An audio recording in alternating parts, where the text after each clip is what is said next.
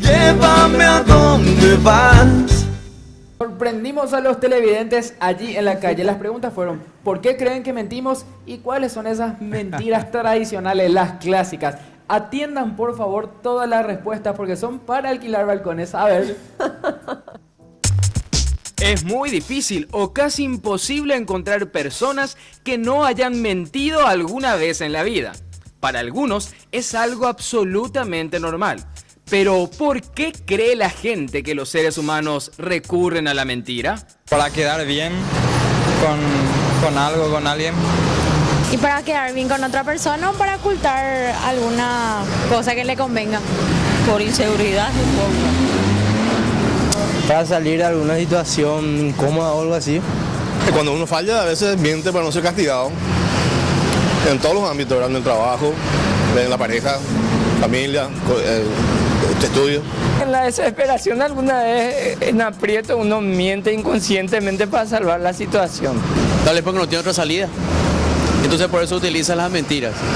¿Por qué miente? Porque es mentirosa.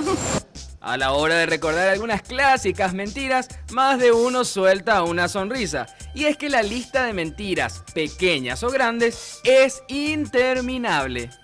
Yo voy a llegar temprano a casa, no sé. Y nunca llega temprano. No, a veces no llego, ¿no? Yo no miento. Casi. En ciertos casos. A ver, ¿cuál sería una mentira habitual o alguna que recordás que te haya marcado? No, ahora no me acuerdo. ¿O no te conviene decir en este momento? No me conviene. Depende cómo se haga, porque por teléfono cualquiera miente. En la cara, descarado lo que más miente. Voy a venir de los perros. Cuando argumenté que pasé un examen, pero la realidad que me aplacé y tenía que volver a rendir.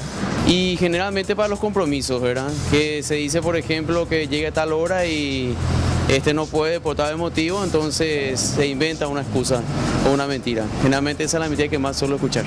Préstame 1000, mañana te devuelvo, cosas así, ¿verdad? Son más bien inocentadas, ¿verdad? Que ya se cobró, por ejemplo, un fin de mes y resulta que uno se va al cajero y no encuentra nada. ¿Usted cree que la gente miente, señor? No creo. En Paraguay no. Esto es lo que dice la gente. Seguimos debatiendo en Mañana Plus. No te engañes, aquí está el verdadero entretenimiento.